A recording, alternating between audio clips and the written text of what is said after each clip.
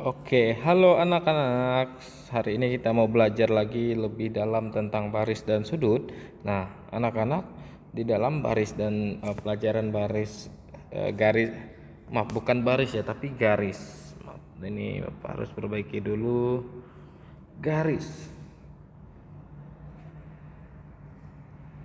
Ya, Bapak ingatnya terus baris terus ya. Oke, garis dan sudut ya. Oke, anak-anak, di dalam garis dan sudut itu ada belajar tentang di mana ada dua garis yang sejajar. Nah, dua garis yang sejajar itu dipotong oleh satu garis lurus. Oke, kira-kira seperti ini. Nah, misalkan ini sejajar ya. Garis ini dan ini itu sejajar ya anak-anak ya. Oke. Nah, misalkan daerah-daerahnya kita buat. Ini satu, ini dua, ini tiga, ini empat, ini lima, ini enam, ini tujuh, dan ini delapan. Oke. Nah, ini ada istilah-istilahnya anak-anak. Nah, istilah yang mau Bapak jelasin pertama adalah istilah tentang sudut luar. Ya, sudut-sudut luar itu yang mana sih? Oke, ingat anak-anak, kalau di daerah ini, yang di daerah sini, ini bagian dalam. Nah, kalau itu bagian dalam berarti ini dan ini itu bagian dari luar ya. Nah, maka dapat kita simpulkan sudut-sudut luar itu ada sudut satu, sudut 2, terus sudut 8 dan sudut 7. Atau ini ditukar sudut 7 dan sudut 8 juga boleh. Nah, ini sudut-sudut luar ya anak-anak ya. Nah, oke, kalau kita sudah tahu kalau tentang sudut luar, sekarang ada lagi istilahnya tentang sudut sudut dalam. Oke, sudut dalam itu yang mana? Nah, kalau ini dan ini tadi adalah sudut luar, maka sudut dalamnya itu yang di sini. Yang di sini. Oke, nah apa aja? Ada sudut 4, sudut 3, sudut 5, dan sudut 6. Oke, ini sudut-sudut dalam anak-anak. Oke, nah sekarang ada istilahnya sudut dalam berseberangan. Sudut dalam berseberangan. Nah, sudutnya apa saja? Nah, ini dia sudut dalam ya, sudut dalam berseberangan. Nah, sekarang sudut dalam yang mana saja gitu. Nah, sudut dalam itu kan yang di dalam sini. Nah, sedangkan dia itu berseberangan. Di sini misalnya sudut 3. Sudut 3 itu berseberangan dengan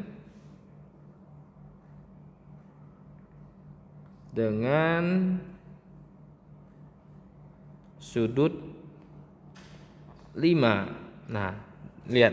Dari sini dia menyeberang ke sini. Dan mereka sama-sama di dalam. Makanya disebut dengan sudut dalam berseberangan. Oke. Kalau sudah berarti yang mana saja lagi? Dan sudah pasti sudut 4 berseberangan dengan sudut 6 ya. Iya. Oke, ini sudut dalam berseberangan. Paham ya? Oke, kalau sudah ada istilah lain. Istilahnya adalah sudut tadi kalau dalam, sekarang luar. Sudut luar berseberangan. Oke. Kalau sudut luar yang mana? Nah, tadi kan sudut luarnya yang ini kan? Ini. Oke. Kalau sudah, nah, kita bisa lihat, berarti bisa kita simpulkan sudut 1 itu berseberangan dengan sudut apa? 7 ya. Oke, sekarang berarti kalau itu sudut 2 berseberangan dengan sudut 8 ya. Seperti ini tadi ya. Berarti yang di sini 2, yang berseberangannya dengan ini. Oke? Paham ya? Oke. Kalau sudah, sekarang setelah sudut luar berseberangan itu ada lagi istilah lain, yaitu sudut dalam sepihak. Oke, ingat ya, sudut dalam tadi yang di sini ya. Oke. Nah, misalnya sudut 3 ini dia sepihak dengan berapa? Nah, dia sepihak itu maksudnya dia dalam posisi yang sama, daerahnya yang sama. Nah, 3 ini udah pasti sepihak dengan 6 karena mereka dalam posisi yang sama ya. Berarti sudut 3 sepihak dengan sudut 6. Nah, terus berarti sudut 4 ini di atas ini tadi ini bersepihak dengan sudut nomor 5 ya. Oke. 4 sepihak dengan sudut 5. Oke, kalau sudah, nah sekarang ada lagi sudut sehadap. Sudut sehadap. Nah, istilah sudut sehadap ini dia istilahnya sama, dia menghadap pada posisi yang sama. Lihat, kalau dia nomor 1 dia menuju ke arah sana kan, menghadapnya sebelah sana. Nah, berarti kalau nomor 5 dia juga menghadap ke sini ya, posisinya sama.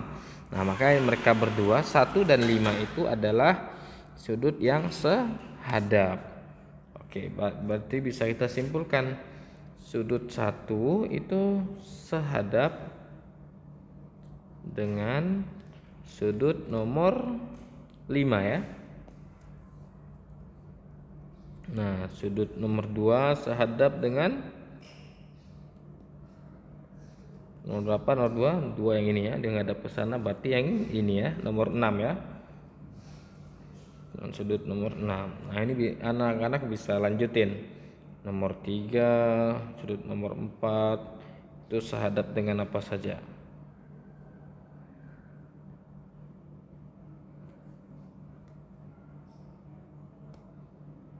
Oke. Nah, kalau 3 kan sehadap dengan apa? 3. Lihat dia ke bawah sini, berarti dia yang 7 ya. Nah, ini sudut 7. Nah, berarti yang nomor 4 ini sudut nomor 4 itu sehadap dengan sudut nomor 8 ya. Oke. Nah, ini. Nah, apa sih maksud dari pembelajaran ini anak-anak? Ya, anak-anak ada satu lagi istilah yang atau kunci daripada pembelajaran garis dan sudut ini, yaitu adalah sudut yang bertolak belakang. Misalnya ada garis seperti ini, nah terus dia dipotong oleh satu garis lagi seperti ini garis lurus ya, anggap ini garis lurus. Nah, besar sudut ini dengan ini itu sama karena dia bertolak belakang ya. Sudut-sudut yang bertolak belakang itu dia besaran sudutnya sama. Jika di sini 60 derajat, di sini juga 60 derajat. Seperti itu. Nah, sama. Kalau di sini kan lihat anak-anak. Ini garis lurus. Nah, ini 60 derajat. Berarti di sini berapa? Nah, berarti 180 kurangi 60 ya. Oke, hasilnya 120. Berarti di sini sebentar, berarti di sini itu 120 derajat. Nah, di sini juga 120 derajat anak-anak. Nah, kalau kita jumlahkan ini hasilnya sama dengan 360 derajat karena mereka satu ini ya, sudut penuh, kayak seperti sudut penuh karena ada lingkaran seperti ini. Oke, seperti itu ya. Nah, berarti dapat kita simpulkan misalnya ada soal seperti ini. Oke. Nah, misalnya soalnya kayak gini. Nah, misalkan di sini itu besar sudutnya itu ada 120 derajat. Nah, kalau dia sudut-sudut yang sehadap, maka dia besar sudutnya itu selalu sama. Seperti itu. Nah, ini kan dengan di sini itu kan sehadap. maka di sini juga 120 anak-anak, karena mereka sehadap ya. Berarti kalau di sini 110, di sini juga 120. Oke. Nah, lihat di sini berapa sih? Nah, karena di sini itu dia bertolak belakang. Nah, ini kan mereka bertolak belakang ya. Nah, ini itu maka bisa disimpulkan di sini juga 120 derajat. Oke. Nah, lihat. Nah, karena ini garis lurus dan di sini itu sudah harus ada besarnya 120, maka dapat kita simpulkan untuk dapat besar sudut di sini itu sama dengan X sama dengan 180 dikurangi 120, berapa? Hasilnya sama dengan 60 derajat. Nah, di sini 60 derajat. Nah, di sini juga pasti 60 derajat karena mereka bertolak belakang. Nah, lihat ini juga, ini dengan ini itu kan sehadap. Maka besar sudut mereka berdua pasti sama. Sini 60 derajat, sini juga 60 derajat. Seperti itu ya. Untuk memahami lebih dalam tentang ini. Nah, cuman pasti matematika itu enggak semudah yang soal seperti ini. Matematika biasa kasih soal yang lebih sulit lagi. Misalkan, nah biasanya salah satu soal yang bisa kita temui itu misalkan soalnya seperti ini. Maaf Bapak ulangi, kita lebih ke bawah aja dulu. Nah, ini ada garis seperti ini. Nah, misalkan ini itu besarnya sudutnya itu 70 derajat. Nah, di sini itu 2x tambah 10. Oke, misalnya besar sudutnya kayak gini. Nah, coba perhatikan. Ini dengan ini kan sehadap. Sudah pasti besar sudutnya sama. Maka dapat kita simpulkan itu 2x tambah 10 derajat sama dengan 70 derajat. Nah, 2x itu sama dengan 70 derajat kurangi dengan 10 derajat. 2x sama dengan 70 kurangi 10 berapa? 60 ya. Oke, berarti kita pindahin sini ya supaya lebih gampang ya. Berarti x-nya itu sama dengan 60 derajat dibagi dengan 2. X-nya sama dengan 30 derajat. Seperti itu ya. Nah, banyak lagi soal-soal yang bisa yang biasa hadir. Nah, misalkan juga ada soalnya seperti ini. Kita buat lagi ya, ini garisnya. Ini 2 garis dipotong oleh 1 garis. Nah, misalnya di sini 3x. Nah, di sini itu 60 derajat. Nah, perhatikan besar sudut ini dengan ini kan tidak sama. Seperti itu. Nah, tetapi bisa kita simpulkan di sini itu adalah 120. Ya kan? Kenapa 120? Karena ini sudut pelurus dan di sini sudah 60 derajat. Berarti di sini itu 120 derajat ya. Oke, maaf. Nah, di sini 120 derajat. Oke, maka dapat kita simpulkan 3x itu sama dengan 120 derajat. X sama dengan 120 dibagi 3x sama dengan 40 derajat. Ya, gampang kan? Ya, supaya lebih gampang coba anak-anak terus berlatih untuk garis dan sudut ini. Ya, mungkin ini saja video yang dapat Bapak bisa buatkan anak-anak. Bapak berharap video apapun yang Bapak buat anak-anak bisa tonton dengan baik, karena ini sudah Bapak materinya sudah Bapak ringkas, karena kalau kita belajar semuanya ini banyak kali anak-anak. Nah, itu saja ya, semoga anak-anak paham dengan pembelajaran hari ini. Terima kasih, Tuhan Yesus memberkati.